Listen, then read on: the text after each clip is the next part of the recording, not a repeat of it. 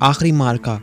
کچھ دیر خوش فہمی میں رہنے میں آخر حرج کیا ہے؟ اگر کوئی آخری مارکا ہوتا تو ہم انجام دیکھ چکے ہوتے، اس سے آگے نکل کر کچھ بن چکے ہوتے، فاتح اور مفتوح کا تعین ہو چکا ہوتا، آخر کوئی صلح نامہ، امن معاہدہ اور جنگ ختم کرنے کا اعلان کسی نئی تازہ صبح کی روشنی پھیلتے ہی ہو چکا ہوتا، ہم سب خوش ہوتے، قوم جشن منا رہی ہوتی، بازاروں میں رنگوں کی بارات اتر آتی۔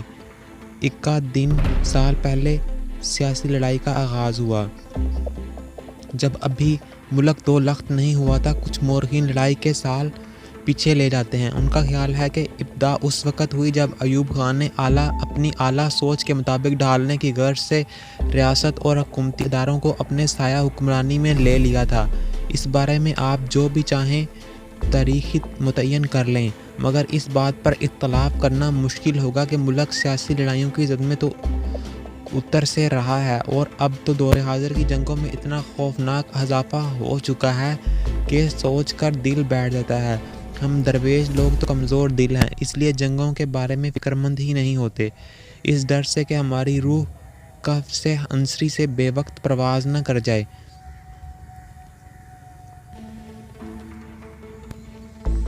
میں ان چند لوگوں میں سے ہوں جو جنگ کے معاشی نتائج کا ہرگز اثر قبول نہیں کرتے کہ ہم صرف ہوا اور پانی پر گزارا کرنے کے عادی ہوئے۔ یہ مسئلہ تو سب امیر اور غریب لوگوں کا ہے، جنہیں زندہ رہنے کے لوازمات کا بندوبست کرنا ہے۔ یہ بات تو بالکل واضح ہے کہ سیاسی لڑائیوں سے حکمران طبقات کو کوئی فرق نہیں پڑتا۔ اگر ایسا ہوتا تو صفحہ بندی، تناؤ کشیدگی، کبھی تو سرد تو کبھی گرم جنگ کی کیفیت ختم کر چکے ہوتے۔ معلوم تو ایسے ہوتا ہے کہ ان کا فائدہ ہی فائدہ ہے، ان کے سب ارمان پورے ہو رہے ہیں، بلکہ اب تو پرانے پرچے خارج مال ہضم ہو رہے ہیں اور بلندیوں کا سفر شروع ہو چکا ہے۔ کچھ کہتے ہیں ہمارے اپنے دیسی حکمران تو سنا ہے کہ ان ملکوں میں جا کر اتنا پیسہ دو نمبر کمپنیوں، محلات، ہوٹلوں اور عجیب و غریب کاروباروں میں لگا رکھا ہے کہ آج کے دور کے وہاں کے حکمران ہمارے دیسیوں کے مقابلے میں خود کو خستہ حال تصور کرتے ہیں۔ سامراجیت کا بدلہ لینے پر ہم پاکستانیوں کو جشن منانا چاہیے کہ بے خط، غریب، مفلوج الحال سہی ہمارے حکمران تو اس جرمن خاتون جو 10 سال سے زیادہ عرصے تک چانسلر رہیں یا برطانیہ کے کئی وزیر اعظم کو اکٹھا کر لیں تو بھی ان کے مقابلے میں کہیں بڑھ کر ہیں۔ واہ کیا بات ہے! اول خوش ہو گیا۔ آج کل چونکہ سیاسی جنگ عروج پر ہے اور ذہن 50 سال پہلے ہونے والے واقعات کی طرف بار جا رہا ہے، تو میرے کانوں میں کئی آوازیں آ رہی ہیں۔ دوسری آواز جو سنائی دے رہی ہے کہتی ہے کہ غریب ملکوں کے حکمران جب کونوں خدروں سے اٹھ کر طاقت کے زور پر ارب خرب پتی بننے کی شاہراہ پر برق رفتاری سے عازم سفر ہوتے ہیں تو ملک اور قوم ان رفتار کے متحمل نہیں ہو پاتے، وہ تباہ ہو جاتے ہیں۔ قوموں کی ناکامی پر بہت سا لٹریچر پڑھنے کو ملا، خاص طور پر معاشیات کے وہ نامور ماہرین۔ کتاب وائے نیشن دنیا میں غربت، عدم مساوات اور دوسرے دولت کے انبار کو سمجھنے کے لیے اداروں کی اہمیت پر بہت زور دیتی ہے۔ مصنفین سوال اٹھاتے ہیں کہ سیاسی اور معاشی ادارے کیا عام آدمی کے لیے کام کرتے ہیں؟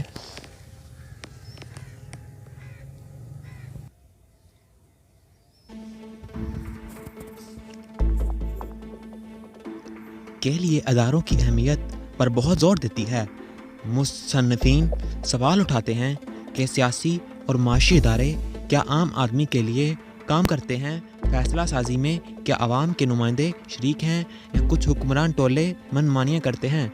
اداروں کی تشکیل اس طرح کرتے ہیں کہ سیاست پہ ان کی اجارہ داری قائم رہے۔ افریقہ، ایشیا اور لاطینی امریکہ کی کئی مثالیں اس کتاب میں دی گئی ہیں۔ جس طرح اداروں کا حال ہمارے حکمران طبقات نے کیا ہے، بالکل وہی جو ان ریاستوں میں ہوا جہاں سب کچھ دھڑام سے نیچے آ رہا ہے۔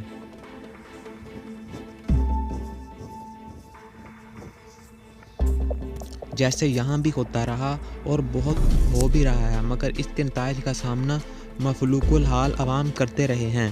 وہ قسم کے مالک مسالے کامیاب اور ناکام۔ کامیاب وہ ہوئے جہاں کے حکمرانوں نے اقدار کے زور پر استحصال کیا، نہ زور بازو سے دولت کمائی۔ ان اپنی جائز آمدنی میں ہی زندگی بسر کی۔ ریاستی اداروں کو تعلیم، سائنس اور ٹیکنالوجی کو عام کرنے کے لیے استعمال کیا، جائز ٹیکس لگائے، محصولات کو عوام کی سماجی ترقی کے لیے واقف کیا، ملکی ترجیحات کو درست سمت میں رکھا، ذاتی آسائشوں میں ریاستی وسائل نہ جھونکے، عام آدمی کی طرح رہن سہن رکھا، کبھی موقع ملے تو پوراگوئے کے سابق صدر ہوزے موجیکا کورونا کا طرز زندگی کی فلم ضرور دیکھیں۔ کسی دور دیہات میں اپنے چھوٹے سے چھپر نما گھر میں رہتا ہے۔ فرنیچر وہ جو آپ کباڑیوں کے پاس بیکار پڑا دیکھتے ہیں، وہ اب بھی وہاں کا سینیٹر ہے۔ اس کی عالمی شہرت، سادگی، فلسفہ حیات، معیشت اور جو نام اپنے ملک خدمت کر کے اس نے کمایا، پیش نظر اسپین کا بادشاہ اس درویش نما لیڈر ملنے اس کی جھونپڑی میں آتا ہے۔ وہی فرنیچر تھا۔ اسپین کے بادشاہ کی آمد کو کوئی تردو نہ کیا۔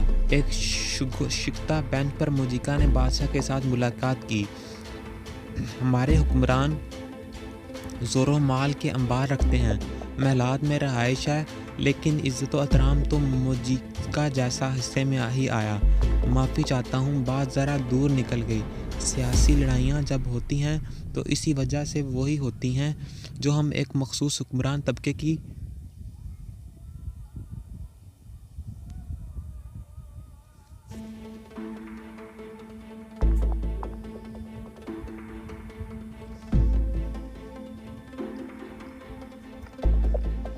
افغانستان، پاکستان اور ایران میں یہ جنگیں تقریباً ایک ہی دور میں شروع ہوئیں۔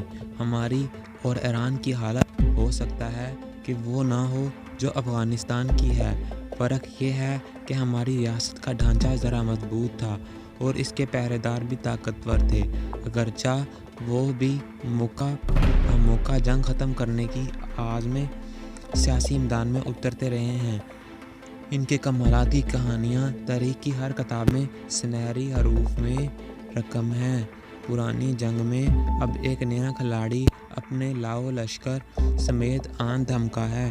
خوف اتنا ہے کہ سب اپنی جنگیں اور زخم بھول کر نئے کھلاڑی کا سامنا کرنے کے لیے ایسے شیر و شکر ہوئے ہیں کہ ان کے اپنے ابن خلدون کا عصبیت کا نظریہ یاد آ جاتا ہے۔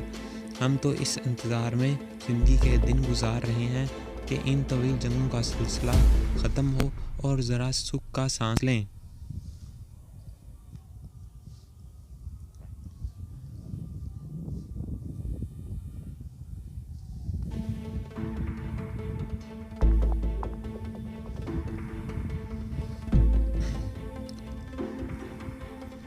ان کا خیال تھا کہ عمران خان کا اعلان بھی نواز شریف کی واپسی کے اعلان جیسا ہے۔ کچھ تو بول بول کے گلے خشک ہو گئے اور کچھ نے قلم گھسیٹ کر منو تنو کاغذ سیاہ کر دیا۔ اپنی حکومتیں خود توڑنا کوئی خالہ جی کا گھر ہے؟ یہاں تو بلدیاتی انتخابات میں مضبوط امیدوار سامنے آ جائے تو لوگ اس کے لیے سپاری والا ڈھونڈتے ہیں۔ ہمارے ہاں اسٹیٹس کو کا سیاسی کلچر ایسا ہے جس کے اصول نرالے ہیں، چمڑی جائے مگر دمڑی نہ جائے، عہدے مراد نوازشات ملنی چاہیے، عزت آنی جانی شے ہے۔ ارد گرد دیکھیے، اس طرح کے وہ لوگ لشکر نہیں ملتے۔ ایسے میں ایک اکیلا شخص جس کو سیاست کے گر کنڈال سیاستدان ہی نہیں مانتے، وہ 23 تاریخ کو ملک کے پارلیمان میں 66% اپنے لوگوں کو اپنے ہاتھوں سے گھر بھیج دے گا۔ اسے کہا جاتا ہے صبح پنجاب اور KPK کی حکومتیں گئیں تو ہماری پناہ گاہ ختم ہو گئی اور وہ گولیاں کھانے کے بعد خون کی ندی میں گزر کر بھی آرام سے نہیں بیٹھا۔ ایک ایسے سیاسی کلچر میں جس نے پاکستان کو غریب کر دیا اور اس حکمران اتنے امیر کے فلپائن کے مارکوس اور اس کی بیوی ایمیلڈا ان کے سامنے دونوں پانی بھرنے والے نظر آتے ہیں۔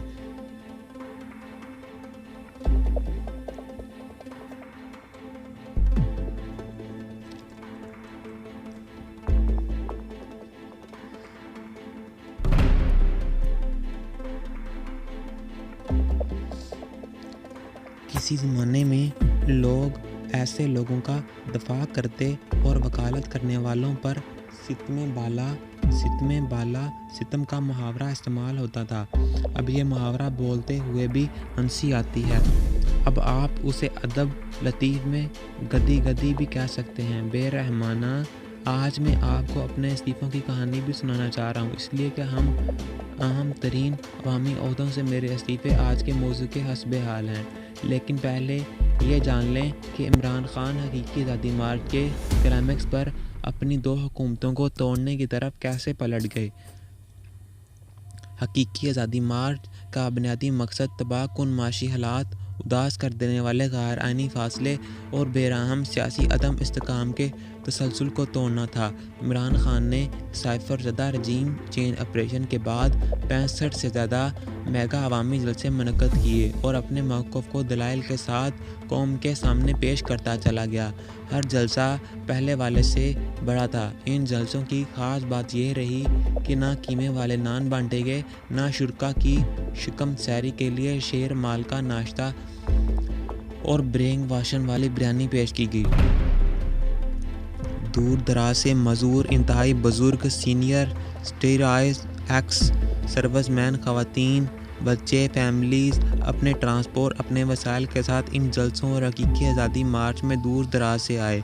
مارچ شروع ہوا تو جی ٹی روڈ کے دونوں جانب چڑھدہ پنجاب، لہندہ پنجاب کے بطن تک علیحدہ علیحدہ مارچ چلنا شروع ہو گئے۔ یہاں ایک پرلطف بات یہ بھی سن لیجیے کہ کچھ خواتین و حضرات ایسے بھی تھے جو ان جلسوں میں خالی جگہ تلاش کرنے کے لیے تان ہیجان فلجان کی سطح سے اوپر اٹھ کر ہلکان ہونے تک جا پہنچے۔ لیکن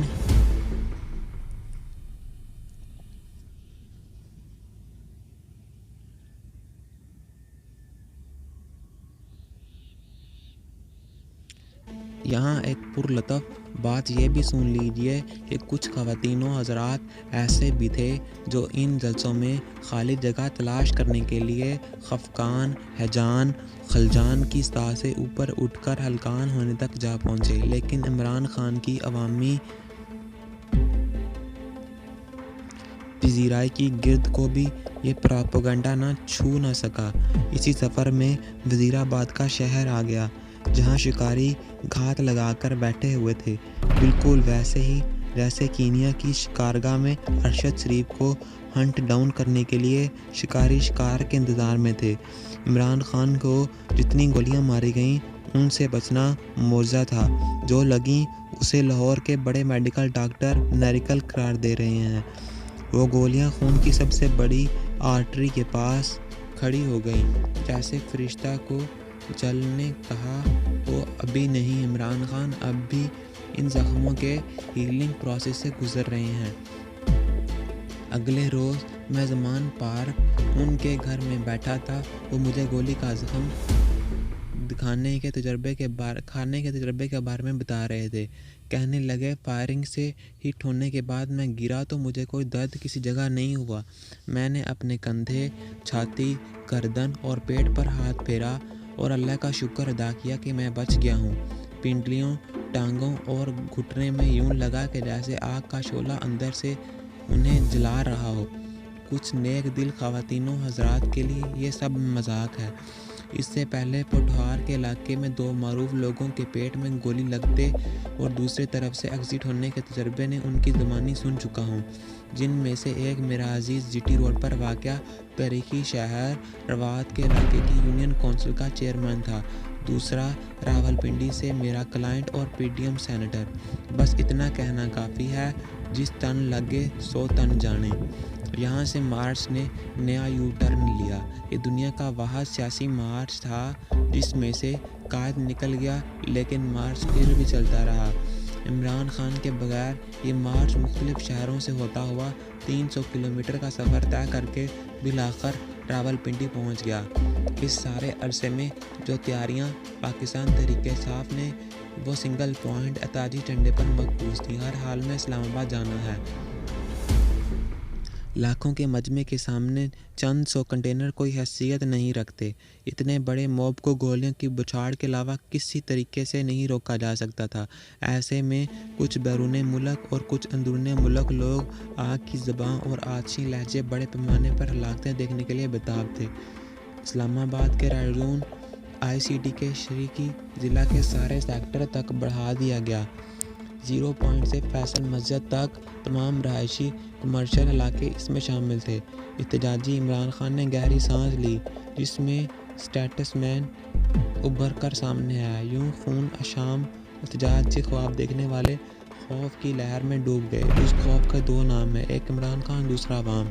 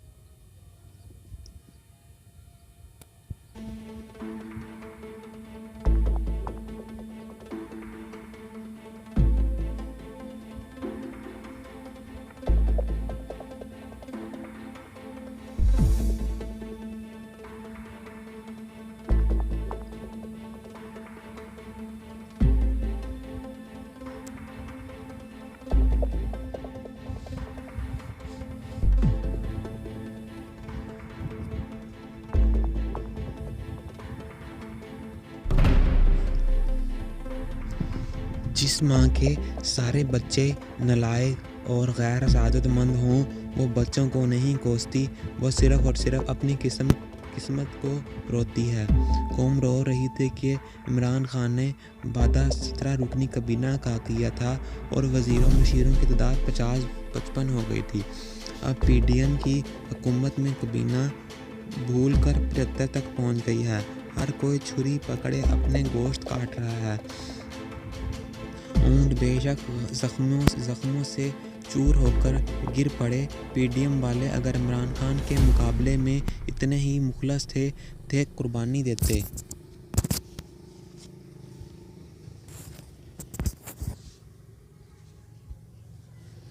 اتنے ہی مخلص تھے تو قربانی دیتے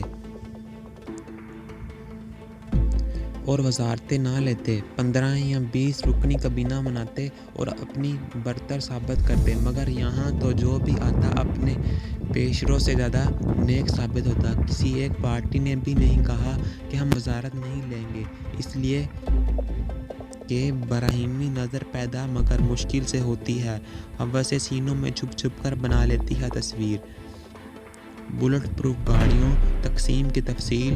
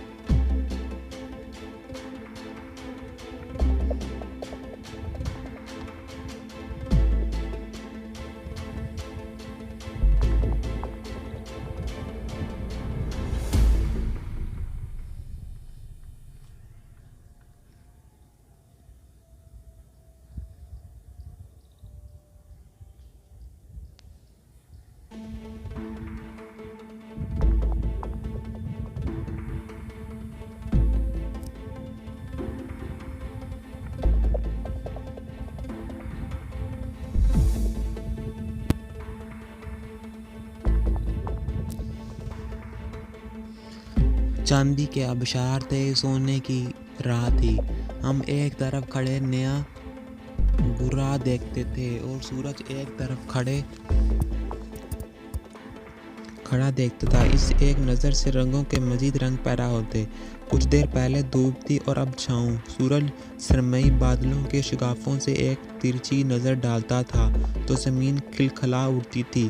آبشار کا پانی گہرائی میں گر کر پھر اٹھتا تھا تو پانی کے ہزارہا قطرے ہوا میں ٹھہر جاتے تھے۔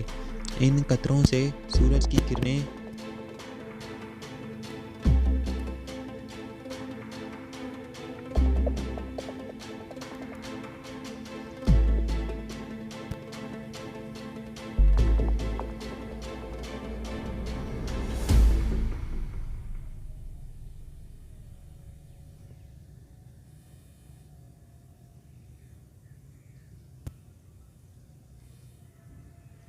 شہر تبریز میں ایک شب زندہ و دابدار زاہد رہتا تھا۔ لوگ جب میٹھی نیند کے مزے لیتے، وہ خدا کی یاد میں محو ہوتا۔ ایک رات کا ذکر ہے، وہ عبادت میں مصروف تھا کہ ایک چور پڑوس کے مکان میں آ گھسا۔ اس نے آہٹ سنی تو سمجھ گیا چور ہے اور شور مچا دیا۔ شور سن کر پڑوسی بیدار ہو گئے۔ اب چور کا وہاں ٹھہرنا مشکل تھا، وہ جان بچا کر بھاگ گیا۔ چور کے بھاگنے کے بعد عابد کے دل میں خیال آیا کہ میں نے اپنے پڑوسی کے ساتھ ضرور نیکی کی، لیکن چور کو روزی سے محروم کر دیا۔ یہ سوچ کر وہ اپنی جگہ سے اٹھا اور چور کی منزل کا اندازہ کر کے بہت ہی تیزی سے بھاگا اور ایک مختصر راستے سے ہوتا ہوا اس کے سامنے پہنچ گیا۔ چور اسے دیکھ کر ڈر گیا اور چکر دے کر بھاگنے کی کوشش کی۔ عابد بولا، بھائی تو مجھ سے کیوں ڈرتا ہے؟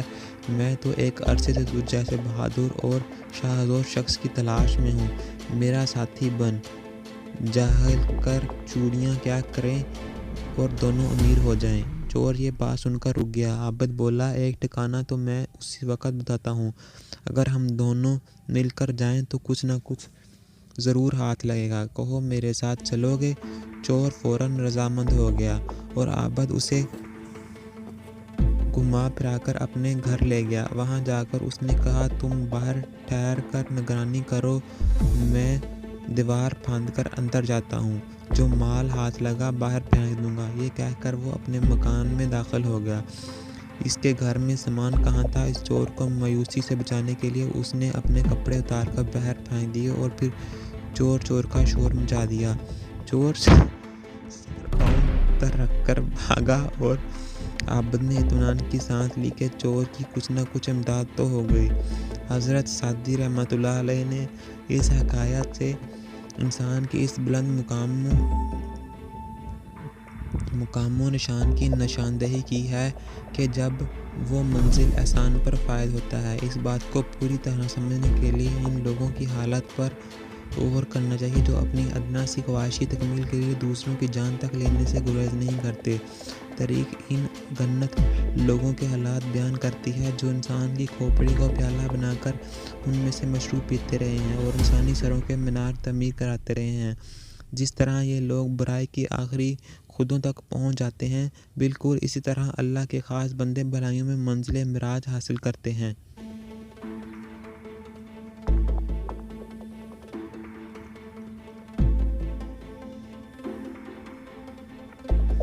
ترکی میں روس کے سفیر آندرے کورولیف کا 19 دسمبر 2016 کو ترکی کے شہر انقرہ میں آرٹ نمائش کے دوران ایک آف ڈیوٹی پولیس افسر نے قتل کر دیا۔ روسی سفیر کو شام میں روسی مداخلت اور حلب کی لڑائی پر ترکی میں کئی دنوں تک جاری رہنے والے احتجاج کے بعد قتل کیا گیا۔ روسی سفیر کو آرٹ نمائش میں تقریر کے لیے مدعو کیا گیا تھا۔ حملہ آور اپنی پولیس کی شناخت استعمال کرتے ہوئے نمائش میں داخل ہوا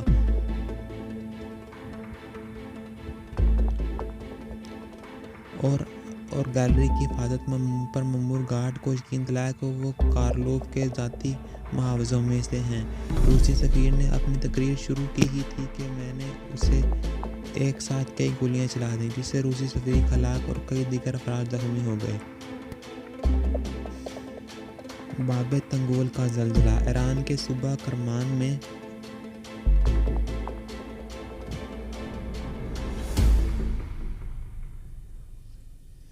ایران کے صوبہ کرمان میں 19 دسمبر 1977 کو شدید زلزلہ آیا، جسے تنگول یا کسک زلزلہ بھی کہا جاتا ہے۔ زلزلے کے نتیجے میں تقریباً 665 افراد ہلاک، 1000 زخمی اور ہزاروں افراد بے گھر ہوئے۔ کم آبادی والے علاقے میں ہونے کی وجہ سے ہلاکتیں زیادہ نہیں ہوئیں، اور ورنہ زلزلہ اس قدر شدید تھا کہ ہزاروں افراد لقمہ اجل بن سکتے تھے۔ زلزلے کی وارننگ ایک ماہ قبل جاری کر دی گئی تھی، جس کی وجہ سے اس علاقے میں رہائشیوں نے گھروں سے باہر پناہ لے لی تھی۔ آفٹر شاکس کئی مہینوں تک محسوس کیے گئے، جو کچھ اضافی نقصان کا باعث بھی بنے۔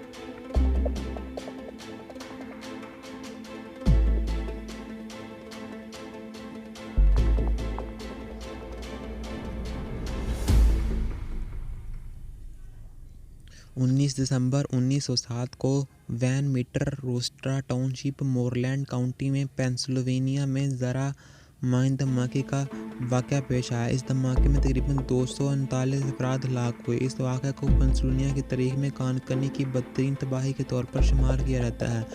بہت سے متاثرین وسطی یورپ سے آنے والے تارکین وطن تھے، جن میں روسی، ہنگریز، آسٹریا، جرمن، اور اس بات کا تعین کیا کہ دھماکہ کان کنوں کی وجہ سے پیش تباہی کے بعد کی گئی ایک انکوائری سے ان بات کا تعین ہوا کہ دھماکہ کان کنوں کی وجہ سے پیش آیا تھا۔ ٹائٹینک حادثے پر بننے والی فلم ہالی ووڈ کی سپر ہٹ فلم ٹائٹینک 19 دسمبر 1997 کو ریلیز کی گئی۔ اس فلم نے ابتدائی دنوں میں ہی بے حد پذیرائی حاصل کی۔ اسے 14 آسکر ایوارڈ حاصل کیے گئے۔ اس فلم نے 1950 کی ایک اباؤٹ اوک کو سب سے زیادہ آسکر نامزدگیاں اپنے کرنے کا ریکارڈ برابر کیا۔ ٹائٹینک نے بہترین فلم اور ہدایت کاری سمیت 11 ایوارڈ جیتے۔ یہ 2010 میں ریلیز ہونے والی معروف فلم اوتار آنے تک دنیا کی سب سے زیادہ کمائی کرنے والی فلم تھی۔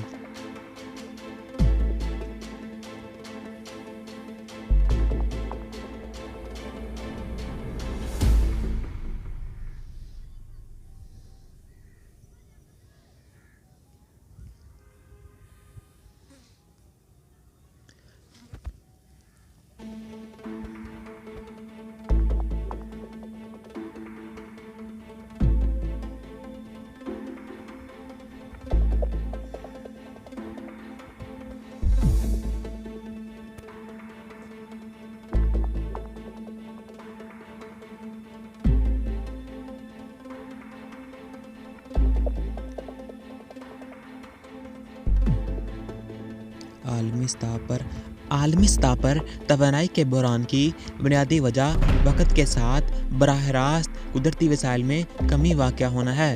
اس وقت ساری دنیا میں موجود آبادی میں مسلسل اضافہ، جبکہ توانائی کے قدرتی وسائل میں کمی واقع ہو رہی ہے۔ صنعتوں اور گھریلو صارفین کے لیے توانائی کی ضرورت کو پورا کرنا خاطر ان قدرتی وسائل سے حاصل ہونے والے حرارتی توانائی کو برقی توانائی میں تبدیل کرنا